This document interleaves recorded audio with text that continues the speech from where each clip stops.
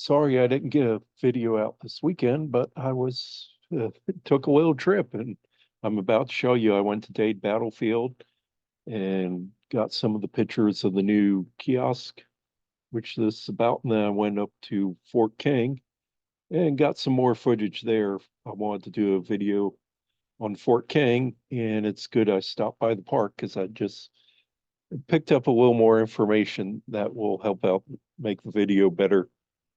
Anyway, the background, of course, is Dade Battle reenactment. Oh, gosh, quite a while ago now, because, yeah, I see Ray Jerome as Captain Gardner. Ray passed away about 10 years ago. Um, he was a very smart guy on history. Um, anyway, I went to Dade Battlefield Historic State Park, and let's see if I can get the PowerPoint here.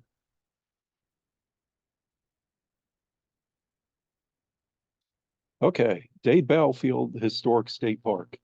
It's been a state park since 1921, so 103 years, and kind of an interesting history. And there's a new book out on that by Steve Rank, who is the former president of the Friends of Dade or the Dade Battlefield Society. Anyway, Dade Battlefield's the most famous Seminole War park in Florida, an annual reenactment that goes pretty close to what actually happened. So it's an excellent event. I've been going to it for nearly 40 years now. And what happened is they put up a kiosk. It's opposite from where the breastwork is. You can see the breastwork, the recreated breastwork where the soldiers hid behind. That's actually at the actual location where it was. And across the street, right in front of the visitor center, we have our kiosk here. And the important thing about the kiosk is the museum's open like I don't know, 10 to 5 or something like that. So if you're visiting the park and it happens to be not during those hours and you're wondering what's in the museum, it gives you a quick heads up on what went on here. So you can, but anyway, the kiosk photo here on the right is one I have uh, taken from their brochure of the event. It looks better than the pictures I took because the pictures I took is overcast. Didn't get much light. As you see here, this is like a panoramic shot I took on my phone with the kiosk in the middle and the breastwork to the left of that, and the visitor center would be on the right. Um, anyway, the back side of the kiosk is painted like the out of where we have the reenactment. That was the habitat, what it looked like probably when the actual battle happened, is more pine flatwoods. Instead, today you see a few oaks and the pond behind that. This is our ribbon cutting crew. You can see Jackson Walker, the artist. They contributed many book covers and a painting here, and I think some paintings at the kiosks at Fort Cooper.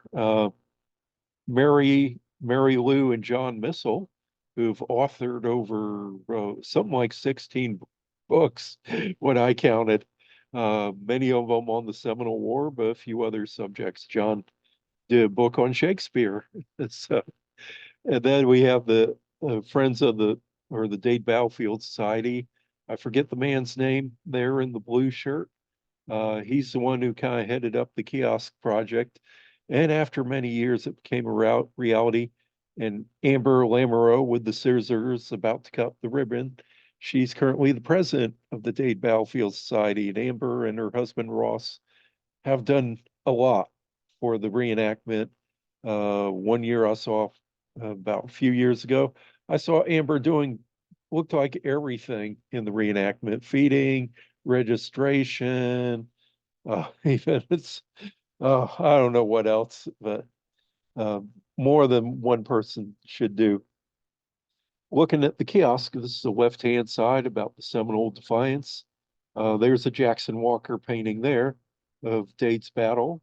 Plus, after that is a photo of Osceola Defiance against the treaty I think that image is from Florida Memory. And the center of the kiosk, map of Dade's March. There's Daniel Tommy, and there's another. Oh, I guess that's the same Jackson Walker painting. Dade's Bow. I actually have a huge poster sized copy of that while I was in the army. I had that in my on the wall in the barracks I was at.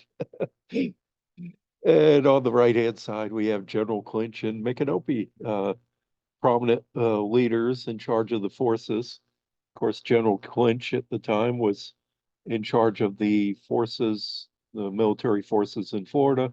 Micanopy considered the head Seminole chief at the time.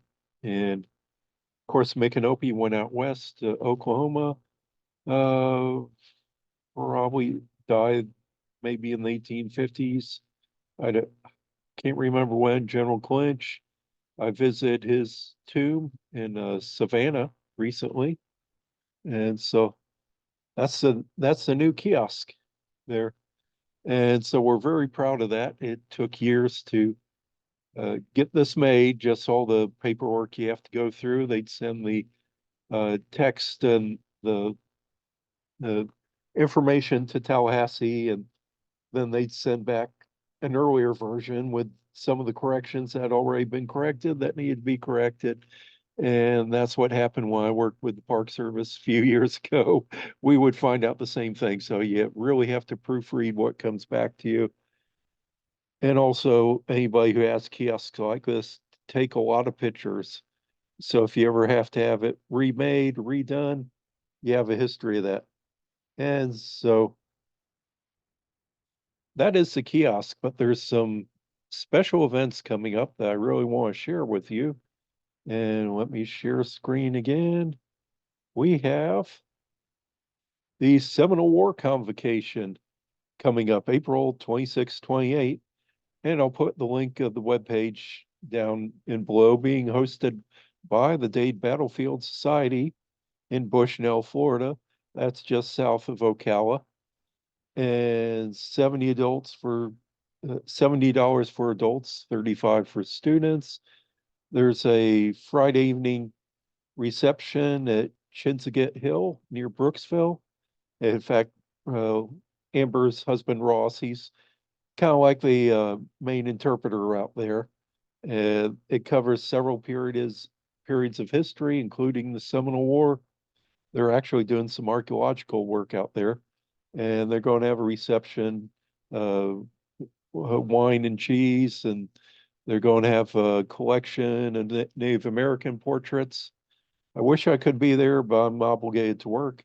Then on Saturday, the main talks will be at the Sumter County Fairgrounds, towards Center Hill to the east of Dade Battlefield, where you have Four Corners, and just south of there. Let's see who's speaking. John and Mary Lou talking about their recent book, um, about the men who served, officers in the Seminole War who ended up being generals in the Civil War.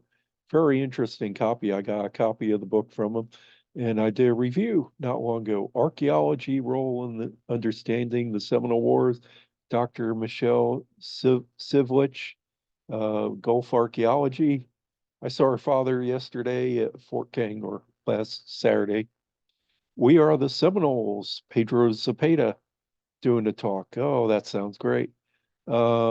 Seminole Agency Post Office, Tom Lara. In fact, I'd authored an article about uh, the I guess the perils of being a post writer, express writer during the Seminole War.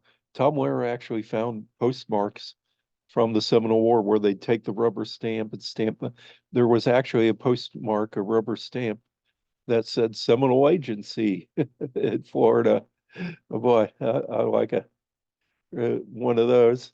Mapping the Seminole War, Rodney Kite Powell, director of the map collection at Tampa Bay History Center. If you ever get a chance to go to Tampa Bay History Center, I think it's on the third floor, but it's definitely worth seeing.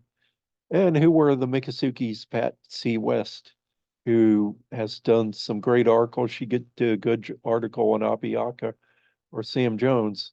And then they have an evening program and probably includes dinner or something.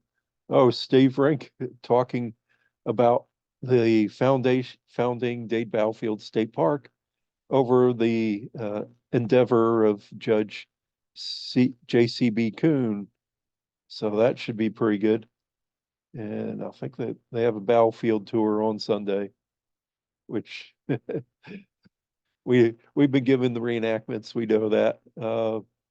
And so that's Dade Battlefield, but let me see if I can go next.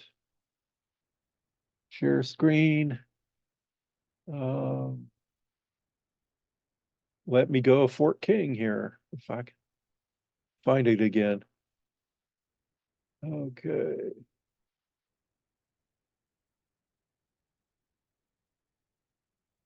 Okay, Fort King. Gulf Archaeology is having a field school at Fort King. And here's archaeology. Usually you're in a pit, but that must be when they did the blacksmith shop, but they're going do an excavation area. They had the wine bottle stash, the wine bottle stash, and they're going to be looking into that. If you want to do that, they have week-long courses or they have weekend courses. And I'll put the link in the description below. You can see the dates starting here in April and July, summer courses, week-long ones in the summer, September, October. There's a public archaeology days. April 13th is going to be the next one.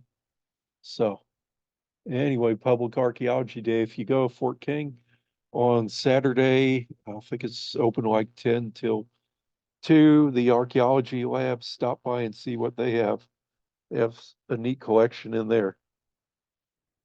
So I wanted to put that out on video because their time's flying really quick, and those events will be here in April before we know it. Just a month away for the Fort King excavation and about 6 weeks away for the Seminole War Convocation. And I'll get there on Saturday. I'm looking forward to it. So hope you enjoyed the quick video. And next, we will finally get to Fort King.